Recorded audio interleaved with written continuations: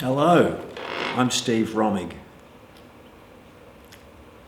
Tell us a bit about yourself, Steve. Well, There's people fighting, still don't know what for. The soul is breaking. And what it is brilliant. So you are through to the next round. See if you can impress Danny next time. For wrong to be right, still nothing ever changes. As the day turns to night, can you see the change? Beautiful performance. I was moved by everything. Can you see the change?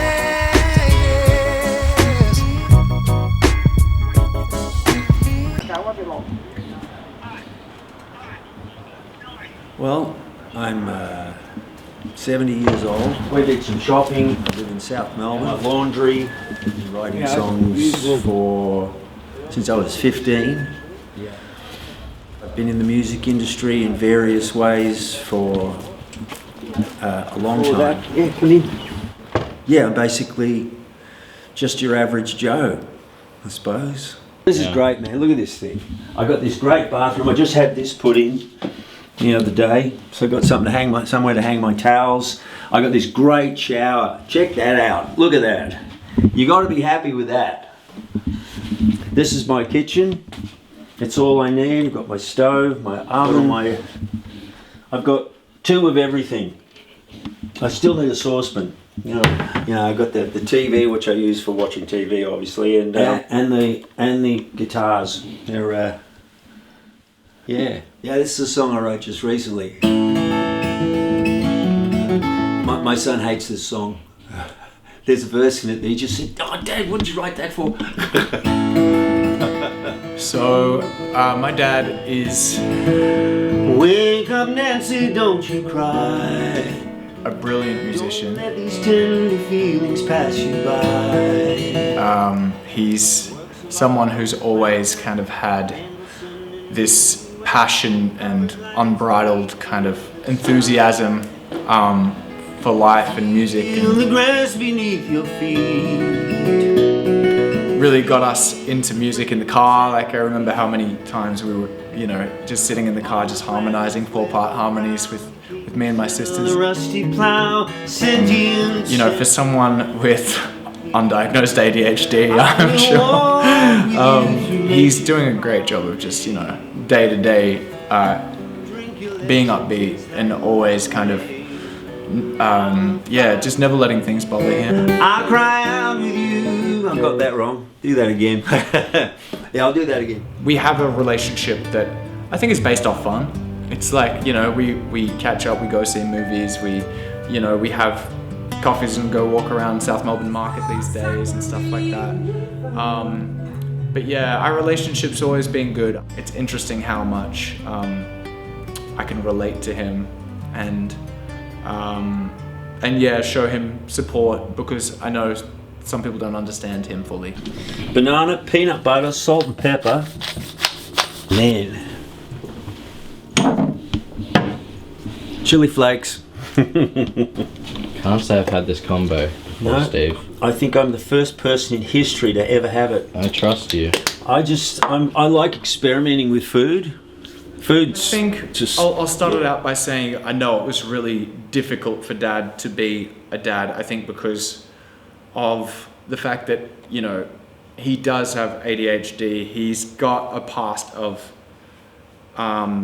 PTSD and things that his parents didn't do right by him, and a lot of, I think, neglect and abuse as a kid. I said, no, you never listen to anything. I said, you're a selfish pig. And then I headed up to my room. Clomp, clomp, clomp, clomp, clomp. Up he comes up the stairs. He launched himself at me, and I grabbed his wrists, and it was at that moment that he and I realised that he was smaller than me. Then the abuse became a bit more psychological after that. It was interesting, because we're about another time I was 19. He's sitting in a room with my sister, and I said, why do you hate me so much? And he said, and he was always doing that to me. He'd come up and hit me on the back of the head and I say, what was that for? And he'd say, I didn't know. And then I went out and I said, I was talking to my mum, I said, I don't understand. I don't understand why he treats me like this. And she said to me, you're not his son. He adopted you when you were 2, you know. Your father is somebody else. And I thought, And it was a relief, actually. There was a reason why it was happening. And it was a great relief to me at that stage to know that. But family life, God. Well, you know, it answered all the questions. All the questions I'd have, why is he doing this to me? My whole life, you know. Just it answered all those questions. It said, he's when you're a child, you're always seeking the approval of your parents, and that didn't come. You know, that was never on the table. But there were times when, you know, Dad got me in the garden, and I was the sort of guy, if you gave me something to aim at that needed to be done, I would keep going till it was done. And he gave me this particularly difficult thing they had to do in the garden, like digging up these huge amounts of soil and everything, thinking there he is, 11 or 12 years old. Or 13, I think at that stage I was, yeah. He said, thinking, I'm giving him this, he'll never do it, you know. There's something else I'll be able to hold over him, I suppose. And I got through it and I did the whole lot and I worked my ass off for 8 hours. And he sort of looked at me and said, yeah, well done. Didn't happen very often. Didn't happen very often at all. But those are the sort of things you remember, you know, when somebody says, well done, you know. But it was more than that. It's probably even more than a friendship. I was a fan and still am.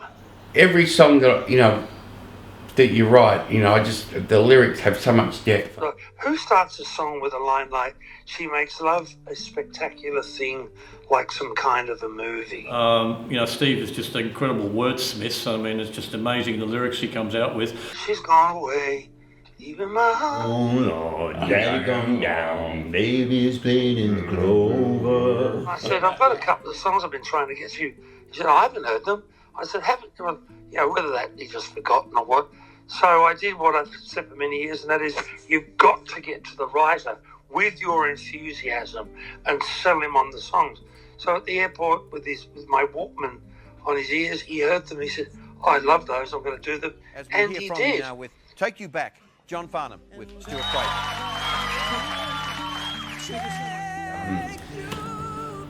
Man, like, I knew that John would love the melody of that song and the lyric and everything. Yeah. The way you write the songs is really deep, and you know, and that's what I loved about, you know, your songs. Oh, thanks, man. Cry. Sorry. Feel about his work, and I've argued with people, with managers, and with song writers, and a lot of the people that have an open mind have seen it, but they haven't been able to do anything about it. Yeah, I think that Dad couldn't break through because of a few reasons. One was, you know, his lack of overall business savvy. It's a hard road, and Steve has never given up. He has never, ever given up. I think Dad, like a lot of musicians, just depended on sheer talent. And I know from being in the music industry now that talent does get you up to the bridge, but then the bridge kind of just disappears. I feel that sort of happened for him. Like, having said that, and I'd really emphasize this, it ain't over yet. I think it's about money, like backing. It's about people pushing for you, and you know, the people who are on your side trying to use all the connections they can. Yeah, I think that's kind of why it fell through. How great I was. He's still looking to fire his best shot. And you know what? I don't believe he has yet. He's still to fire his best shot.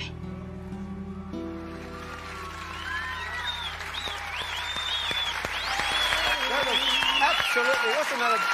Johnny, absolutely. John Farnham. And beautifully written. That's a great track. Stephen, guy's name is Stephen Romig. Romig. Stephen Romig, who wrote that. Beautiful, beautiful track. And it's on. If you're wondering which track or which one it's on Anthology, the Rarities album.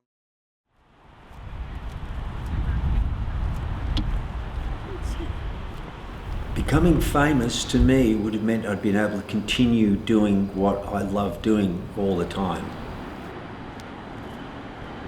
It was a means to an end. Become well known so that you can actually do what your heart wants you to do.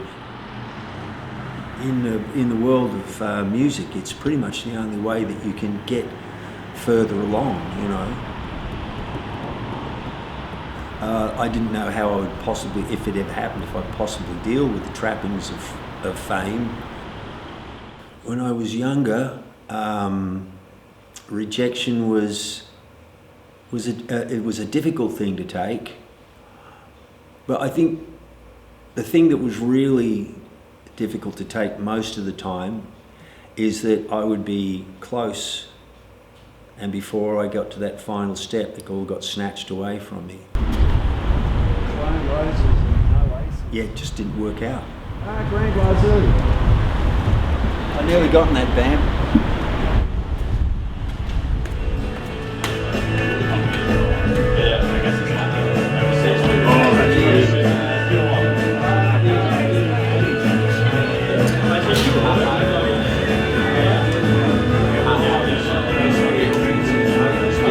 We're about to do a little bit of open mic. If you draw your attention to the talent board, you'll see it should be a fairly good open mic as well, as there is plenty of talent on the talent board as per usual. I feel successful now at the age of 70. I have a place to live. I have good friends. I have a place where I can create, where I'm comfortable, where I can cook my meals, and I don't have to answer to anybody.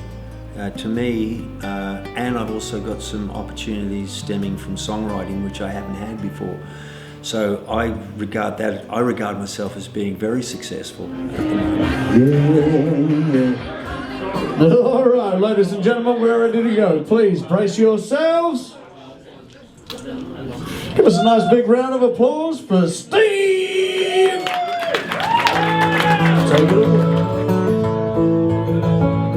If you could describe Steve in one word, what would it be?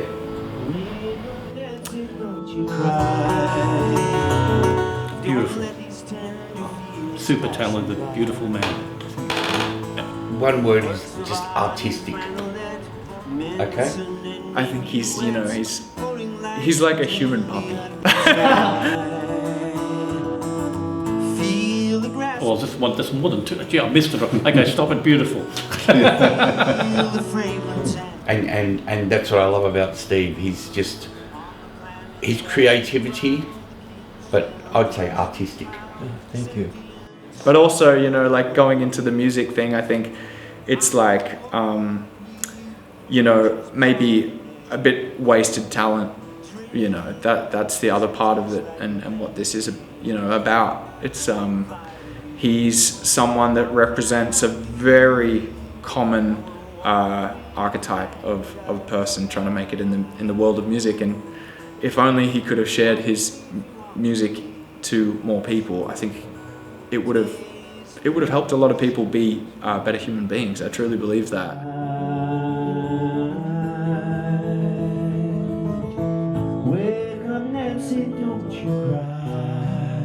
Steve, if you could describe yourself in one word, what would it be? Human. Yeah.